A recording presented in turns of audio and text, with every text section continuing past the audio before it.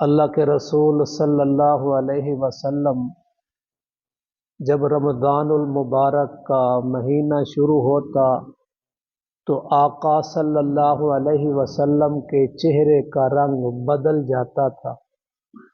آپ صلی اللہ علیہ وسلم پر خوف غالب ہوتا تھا۔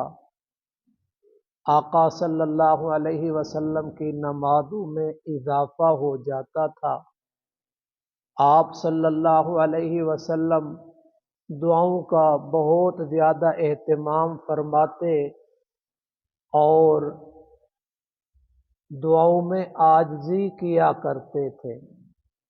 اور ایک روایت میں یوں بھی آتا ہے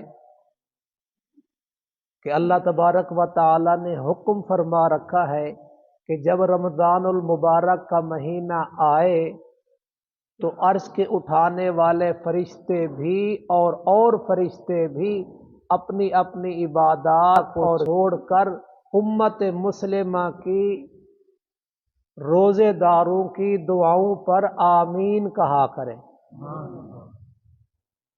یہ اللہ کا وعدہ ہے اور سچے نبی کی بشارت ہے صلی اللہ علیہ وسلم۔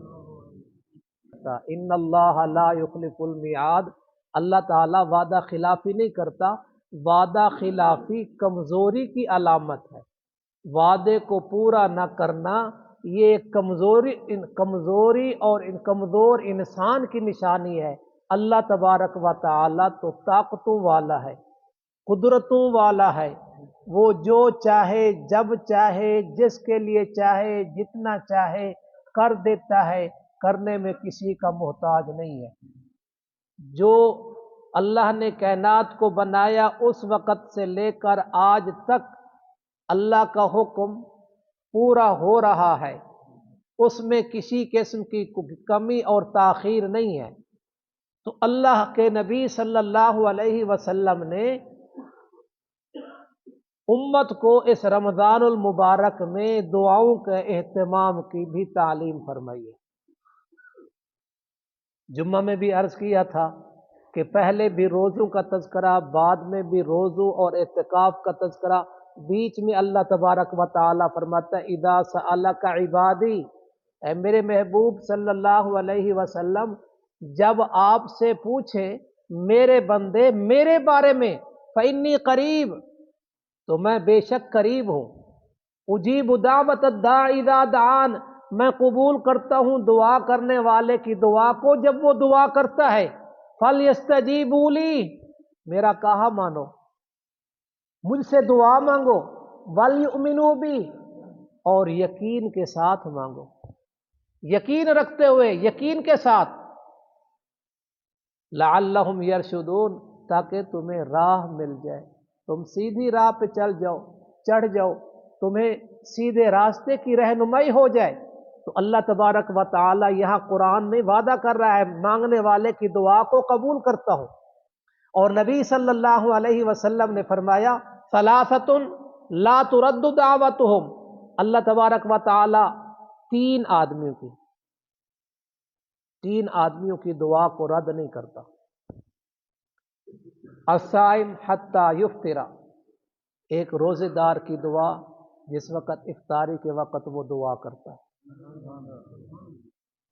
روزہ ایک اہم عبادت بھی ہے، حکم الہی بھی ہے، اور اس روزے کو ایسی خصوصیت حاصل ہے اس کے علاوہ کسی اور عبادت کو اس قسم کی خصوصیت حاصل نہیں ہے۔ نماز بے شک اہم فریضہ ہے، اللہ نے اپنے پاس اپنے نبی صلی اللہ علیہ وسلم کو بلا کر عطا فرمایا، لیکن روزے کے بارے میں ذہن میں رکھ لے، روزہ ایک ایسی عبادت ہے جب سے فرض ہوا اس وقت سے لے کر آج تک کبھی روزہ غیر اللہ کے لیے نہیں رکھا گیا۔ بقیہ عبادات کو دیکھو، قربانی دیکھو، جانوروں کا ذبح کرنا، ہمیں قربانی کے مہینے میں حکم ہے قربانی کرنے کا، تو یہ قربانی غیر اللہ کے لیے ہوتی رہی ہے، غیر اللہ کے نام کے دمبے چھترے ہوتے رہے۔ یہ نماز ہے، قیام ہے، یہ بھی غیر اللہ کے لیے ہوتا رہا، ہو بھی رہا ہے، رکوع ہے، جھکنا ہے، سجدہ ہے، یہ بھی غیر اللہ کے لیے ہوتے رہے، شاید آگے بھی ہوتے رہے۔ حج اہم فریضہ ہے، یہ بھی طواف یہ بھی ہوتا رہا، اور آپ کا اسلام آباد کا جو مزار بنا ہوا ہے امام بری جس کو لوگ کہتے ہیں، اس کا تو طواف کیے بغیر کوئی واپسی کا ریورس گیئر لگا ہی نہیں سکتا، ایک چکر تو اس کو لگانا ہی پڑے گا، ایک چکر تو اس کو لگانا پڑے گا، لوگ تو ساتھ لگاتے ہیں جو، وگرنہ میں بتانا یہ چاہتا ہوں، بابر یہ کرانا چاہتا ہوں کہ یہ روزے کو دیکھو، روزہ ایک ایسا عمل ہے جب سے فرض ہوا آج تک یہ ہمیشہ اللہ کے لیے رکھا گیا، اور بقیہ عبادات میں کہیں نہ کہیں ریا کا خطرہ ہو سکتا ہے، لیکن روزہ ایک ایسی عبادت ہے کہ اس کے اندر ریا کا خطرہ نہیں ہو سکتا۔ تو اس لیے اللہ تبارک و تعالی نے بھی فرمایا، حدیث قدسی ہے، الصوم لی وانا اجزی بہ، روزہ میرے لیے ہے، میں آپ اس کا بدلہ دوں گا۔ الصوم لی وانا اجزا بہ، روزہ میرے لیے ہے، میں اللہ خود اس کا بدلہ ہوں۔ اگر آپ ایک موقع پر نبی صلی اللہ علیہ وسلم نے مال غنیمت کے بارے میں فرمایا سارا مہاجرین کو دے دو، کچھ نئے نئے آئے بھی تھے ہجرت کر کے، تو انصار کے دل میں آیا کہ ہم بھی تو ساتھ تھے، ہمارا حصہ نہیں نکالا گیا، ہمیں نہیں دیا جا رہا، تو دل میں خیال آیا، ان کا خیال آنا ہی ہمارے لیے ہدایت کا ذریعہ بن گیا، ہمارے لیے خیر کا ذریعہ بن گیا۔ ان کے دل میں خیال آیا کہ ہمارا حصہ، تو اور بھی باتیں ہوئی، لیکن مختصر جو میرے موضوع ہے مناسبت سے ہے، تو آقا صلی اللہ علیہ وسلم کو پتہ چلا، تو آقا صلی اللہ علیہ وسلم نے فرمایا وہ مہاجر مال لے گئے تو محمد کو لے جاؤ صلی اللہ علیہ وسلم۔ تو ادھر بھی اللہ تعالیٰ کہہ رہا ہے روزہ میرے لیے، میں آپ اس کا بدلہ ہوں۔ کہنے والے نے کہا جس سے وہ آپ ہی فرمائیں کہ ہم تیرے ہیں، اپنی آہوں میں وہ تاثیر کہاں سے لائیں، یہ تو اس کا بدلہ ادھر ملے گا۔ تو روزہ ایک ایسی عبادت ہے، اس وقت خصوصیت کے ساتھ، اہتمام کے ساتھ اور دعا کرنی چاہیے۔ اور دوسری چیز فرمایا الامام العادل، انصاف کرنے والا۔ تو اب اس سے مراد کون ہوگا؟ پاکستان کا کوئی صدر اسحاق خان؟ ہاں جی، نہیں، ہر بڑا بادشاہ ہے، ہر چھوٹا اس کی رعایا ہے۔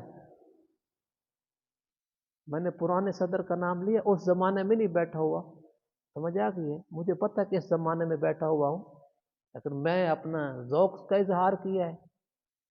ہر بڑا باپ عادل، بڑا بھائی عادل، افسر ہے وہ عادل، ماں ہے وہ، جو بھی بڑا ہے چھوٹوں پر انصاف کرے گا وہ کیا ہوگا؟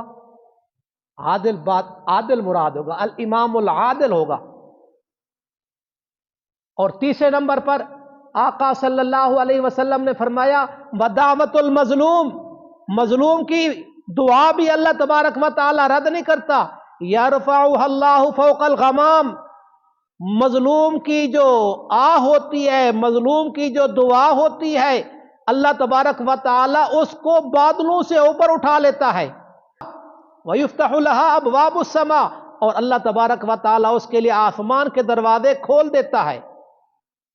اور کیا ارشاد فرماتا ہے وَيَقُولُ الرَّبُّ، اللہ تعالیٰ خود کہتا ہے وَعِزَّتِي لَأَنْصُرَنَّكَ لَوْ بَعْدَ حِينٍ، تیری مدد ضرور کی جائے گی، اللہ وعدہ کر رہا ہے تیری مدد ضرور کی جائے گی، تیری دعا ضرور قبول کی جائے گی، اگرچہ کسی وجہ سے رکاوٹ آ گئی ہے۔ وہ مشہور محاورہ ہے دیر ہے اندھیر نہیں ہے، دیر ہے اندھیر نہیں ہے۔